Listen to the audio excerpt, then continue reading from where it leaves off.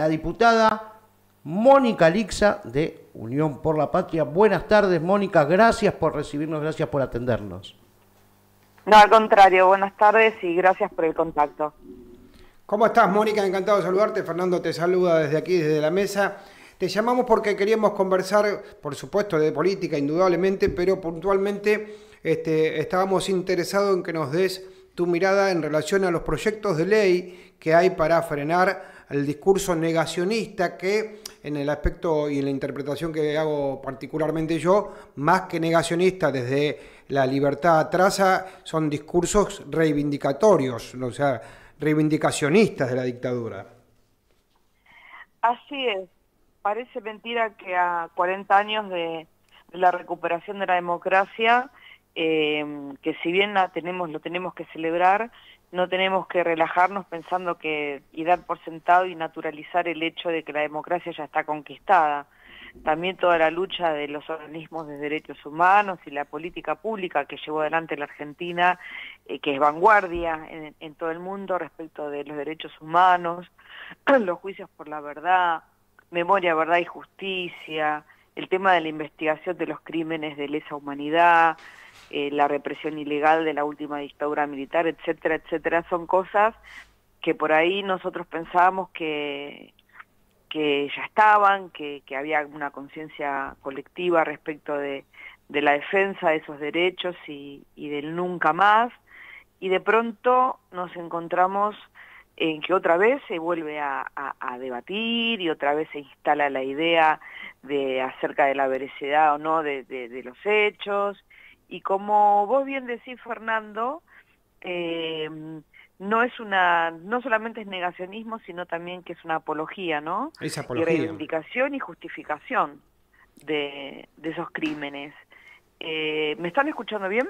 Sí, sí. ¿Vos nos escuchás bien o estás teniendo algún inconveniente con...? No, sí, los escucho perfecto. Sí, te estamos escuchando perfectamente.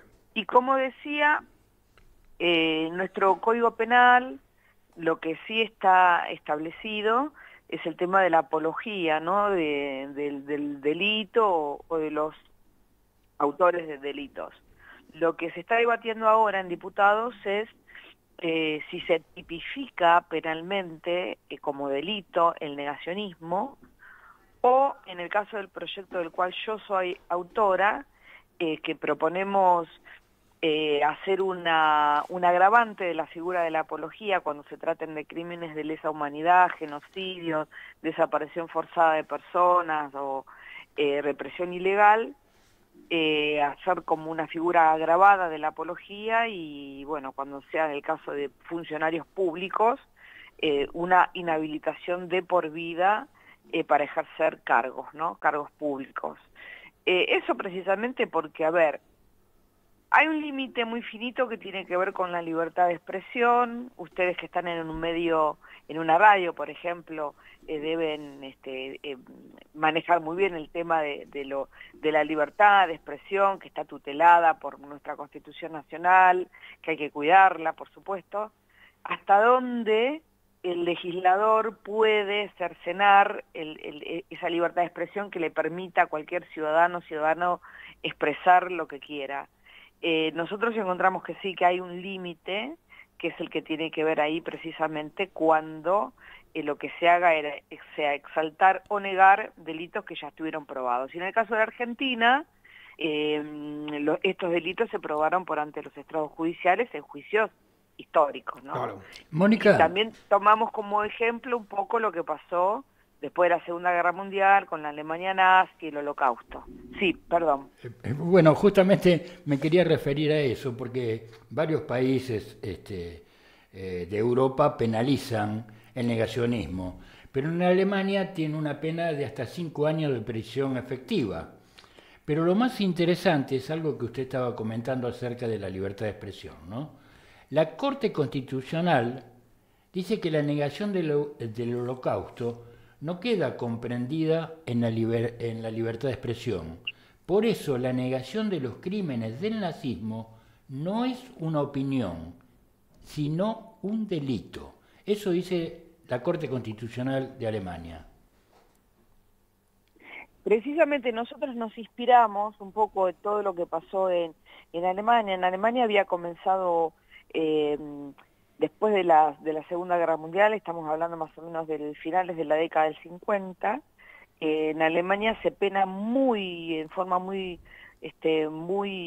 grave el tema del negacionismo como delito, pero Alemania tiene un sistema de gobierno muy parecido al de Argentina, ¿no? Es una república federal, donde tiene estados, como nosotros provincias, y lo que ocurrió a lo largo de los años fue que los estados y que las cortes de esos estados y los tribunales comenzaron a achicar un poco el tema de la penalización en virtud de resguardar el derecho a expresión.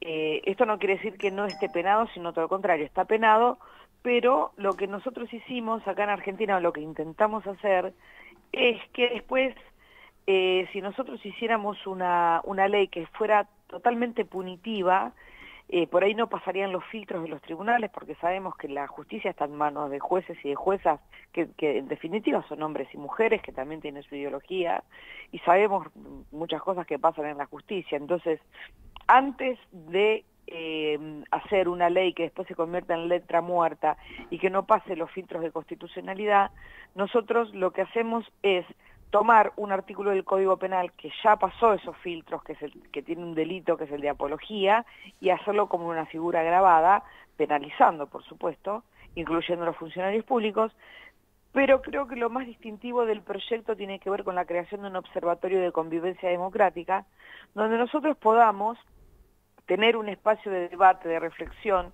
y de generación de insumos con investigadores, investigadoras, con académicos, donde podemos generar insumos para las escuelas, para las currículas de las escuelas primarias, secundarias, educación superior, para que esto sea parte de la educación, ¿no? Porque entendemos que el derecho penal no logra moldear una conducta social, sino que la penaliza después que se realizó el delito. Nosotros creemos que hay que hablar, que hay que debatir, que hay que poner sobre la mesa permanentemente el tema de la memoria de la verdad y la justicia, y creemos que hay que ir hacia un organismo que sea plural, porque esto no podría estar en la Secretaría de Derechos Humanos de un gobierno, porque se estaría teñido por ahí de cierta parcialidad.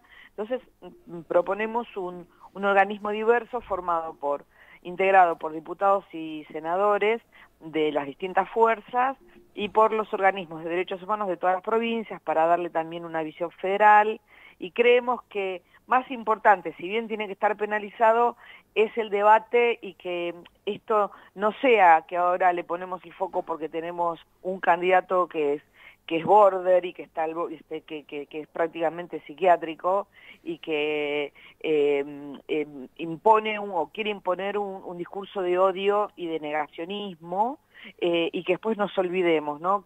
Creemos que esto tiene que ser un debate permanente, sobre todo en el tema de la educación primaria, secundaria y superior. A mí cuando... En Catamarca, perdón, Sí, perdón, no, Fernando. No, te decía que... Ay, perdón. Estamos por otro lado juntos. En Catamarca, recién ahora, en estos días, se está tratando una ley contra la violencia de género, pero una cosa interesante es que propone la formación obligatoria de todos los empleados y funcionarios en el tema de la violencia de género. Y aquellos empleados que transgredan esa ley no podrán seguir trabajando, ¿no? Es decir, hay que proteger la memoria democrática formando a los agentes del Estado, ¿no? Claro, bueno, esa es la ley Micaela, es una ley que se sancionó hace muy poco, alrededor de 3 años, antes de la pandemia, que prevé la formación en género de, bueno, obviamente todos los funcionarios públicos. Yo recuerdo que cuando ni bien se promulgó la ley Micaela, tanto el presidente de la Nación, en ese momento Alberto Fernández, con el gabinete, fueron los primeros que fueron capacitados. Sergio Massa era presidente de la Cámara de Diputados, hizo la capacitación para todos los diputados y diputadas, es decir, para todo el personal también de la Cámara de Diputados, del Congreso, y después fue extensiva y obligatoria hacia el resto de los ministerios, secretarías y para todos los agentes del Estado. También con la ley Yolanda, que es la ley del tema del ambiente y del cuidado del ambiente, que también esa capacitación en ambiente es obligatoria para todos los agentes de funcionarios del Estado y de los estados provinciales. Creo que es por ahí, estoy convencida que es a través de la capacitación, a través de la formación en esas políticas, las de género, las ambientales, la de convivencia democrática en este caso, ¿no? El tema de los discursos de odio, y poner un límite, pero que sea puesto por la sociedad, ¿no? Que sea una norma de conducta colectiva, que tenga ese consenso de conducta colectiva, de que hay ciertas cosas que por más que haya libertad de expresión, no deben decirse, ¿no? Y sobre todo cuando alguien tiene una representación, porque que mi mamá en la cocina de su casa opine si le gusta o no le gusta determinada cosa, digamos, no tiene trascendencia pública, pero que lo diga un funcionario o un candidato o candidata, obviamente que tiene otra repercusión. Sí, a mí cuando estábamos tratando de hablar primero Oscar y después yo, y nos interrumpíamos mutuamente, en realidad que la reflexión que me venía mientras te escuchaba a vos era en la cancha de estudiantes, en la cancha del Estadio Único de La Plata, Cristina en un momento en una locución dijo la reconstrucción del pacto democrático. Me parece que lo que se pareciera ser que está en juego en esta elección también es la reconstrucción del pacto democrático.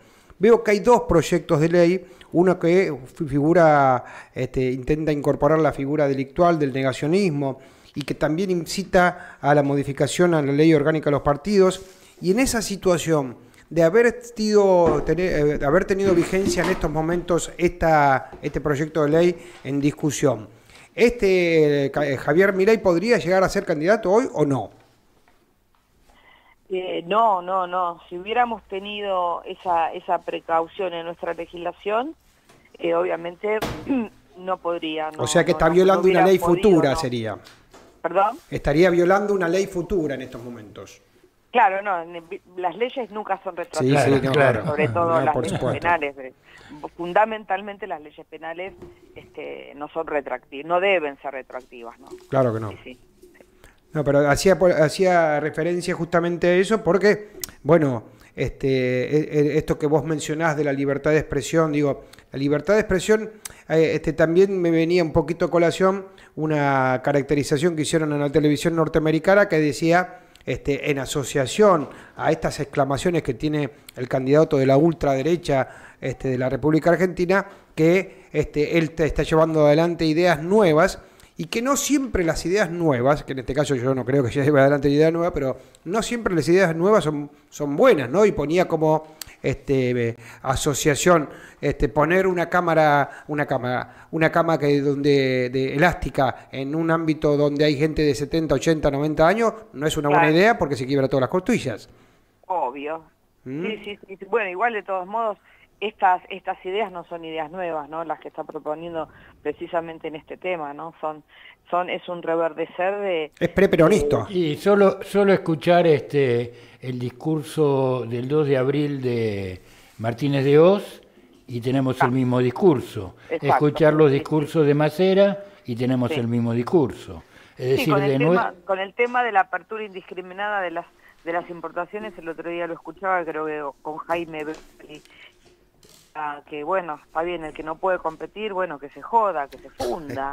Claro. Sí, estamos hablando de Martínez de Hoz, sin duda. Ahora, ¿qué es lo que hace que una persona que detesta a un país y que detesta a un Estado se proponga para conducir ese país y se proponga para conducir el Estado? ¿Y qué es lo que hace que tenga tanto nivel de inserción social? Bueno, porque lo que hace Milei fundamentalmente fue interpretar un momento de la Argentina donde hay enojo y donde hay frustración y donde sin intención de justificar algunas cosas que se hicieron mal y por las cuales el propio Massa pide permanentemente perdón, de las cuales, bueno, él tampoco tiene la responsabilidad porque no es el presidente de la nación, pero pide perdón por las cosas con las cuales no hemos podido cumplir, con quienes nos votaron en el 2019. Más allá de eso, tuvimos circunstancias extraordinarias como la pandemia. Las 10 plagas de Egipto tuvimos. Todas.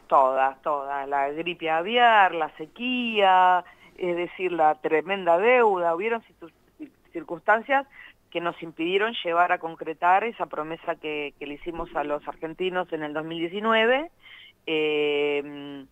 Entonces hay un enojo, hay cierto clima, ¿no? Cierta fertilidad del suelo para que prenda una semilla, ¿no?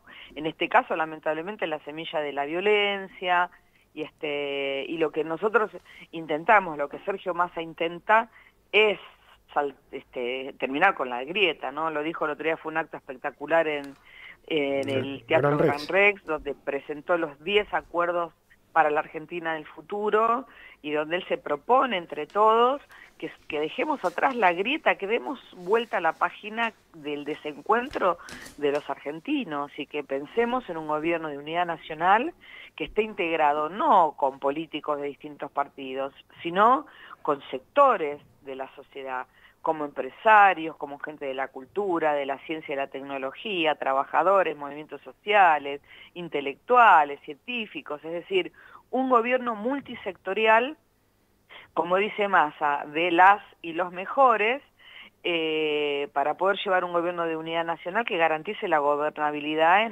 en un momento de gran fragilidad y volatilidad. En estos momentos estoy leyendo al mismo tiempo que te estoy escuchando justamente algo que conjuga lo que estamos conversando, ¿no? Porque, perdón, Leandro Flores Rossi es un estudiante tucumano que logró salir segundo en el Mundial de Oratoria con un discurso contra el negacionismo que tituló El Estadio Cambia Vidas. Y cuenta que su madre estaba en situación de calle antes de tenerlos, y gracias a Néstor Kirchner pudo conseguir una vivienda. Y a partir de allí le cambió la vida a la familia y a él mismo. Y cómo esta recuperación de la memoria colectiva en el sentido del resguardo de lo que tiene que ver con el Estado al servicio del bienestar de la gente, ¿no? Y la articulación de un Estado inteligente, un Estado mancomunado, y enfrenta a un Estado desamparador, porque también estábamos hablando recién con Raúl Rizzo y leíamos un tuit donde Victoria Villarroel hacía mención a que las personas con diabetes se tenían que pagar la insulina, por ejemplo. No, bueno, sí, eso es una cosa de locos, que volvamos a discutir el rol del Estado, ¿no? Donde, como el ejemplo de este joven creo que me dijiste, que decías de Tucumán, sí, Leandro Flores Rossi, sí, un estudiante tucumano. Hay cientos de miles de testimonios de personas que se les ha salvado, la intervención del Estado les ha salvado la vida en muchos sentidos, ¿no? Cuando hablamos de superación, de educación, universidades públicas, gratuitas, de cercanía, primera generación de universitarios de familias, el 80% de quienes egresan de las universidades públicas son primera generación de estudiantes universitarios, quienes el hospital público y la salud pública ha salvado vida, pero en miles y miles de casos, de gente que ha tenido incluso testimonios de gente que tenía prepagas importantes y fue la salud pública quienes ha salvado la vida de sus seres queridos. Es decir, en el tiempo del COVID fue eso. En el tiempo del COVID fue eso. Absolutamente. El tema del COVID, a nadie le faltó un respirador, una cama, una vacuna. No vimos colapso como veíamos en los países de Europa, de Estados Unidos, que nos aterrorizaba pensar que cuando llegara acá a la Argentina lo que iba a pasar, si eso pasaba en Francia, en Alemania, en Italia, en Estados Unidos. Y la verdad que el Estado estuvo presente no solamente con la salud, sino también con la asistencia económica, con el IFE, con la asistencia a las pymes, a las industrias, la prohibición de los despidos. Claro, es decir, me parece hasta increíble que estemos hablando del rol del Estado presente, ¿no? Que haya siquiera una discusión de lo importante que es tenerlo. Y en esa situación también hay algunas manifestaciones como que están absolutamente en contra del federalismo, avanzando sobre la ley de la coparticipación, y personas con las que realmente yo no tengo ninguna adhesión, como Gerardo Morales, están en estado de pánico diciendo que de ganar mi ley no van a poder pagar el salario de los trabajadores hasta el mes de abril, porque enero, febrero y marzo, si no hay coparticipación, no van a poder pagar el salario. Bueno, precisamente los gobernadores son quienes sufrirían, no solamente los gobernadores, porque digamos son los pueblos de las provincias, los gobernadores en su administración, y en realidad lo sufre la gente. Claro, los que lo sufrirían son los argentinos y las argentinas de todo el país, obviamente. Así es. Bueno, yo creo, esperemos que prime el sentido común y la racionalidad, y que no vayamos a votar con bronca, sino con esperanza, como dice Sergio Massa, ¿no? Mónica, yo creo que esta es una elección totalmente distinta a las dos que tuvimos atrás, ¿no? Porque las PASO fueron un llamado de atención al gobierno porque había enojo y demás. Pero después, cuando vino la primera vuelta, Sergio Massa le ganó por 7 puntos a este paranoico enloquecido, y por 13 puntos al PRO. Entonces, la sociedad la pensó, y yo creo que ahora la va a pensar mucho más, y creo que vamos a ganar, pero ampliamente. Confío en el pueblo. Yo confío, sé que hay también una grieta que ojalá la podamos superar, y sé que también hay mucho antiperonismo que prefieren votar a un inestable emocional, por llamarlo de alguna manera suave, que antes a un candidato del peronismo, así que eso no nos va a sorprender que sea una elección muy reñida, porque si habla desde el punto de vista de la racionalidad, no tendría que ser una elección difícil de ganar, pero no hay que bajar los brazos, porque existe en la sociedad, como decía antes, un voto esquivo, ¿no?, para el peronismo, siempre. Así es. Bueno, estimada Mónica, realmente nuevamente te agradecemos por tu predisposición y tu comunicación constante hacia Fanrástico, así que te mandamos un saludo desde aquí, y podamos comunicarnos en la próxima oportunidad para festejar la victoria de Sergio Massa, que en definitiva es la victoria del pueblo. Con todo gusto, como siempre, me encanta hablar con ustedes, siempre a disposición. Un abrazo enorme, y sigan empujando desde el micrófono, porque hay que llegar a todos. Así será. Muchísimas gracias, Mónica Lixa, diputada nacional de Unión por la Patria. Bueno, y así pasó, la verdad que tenemos un programita hoy, tenemos de todo: cultura, política, reflexión, vida. Reflexión, locos en el aire que están dando vuelta. Como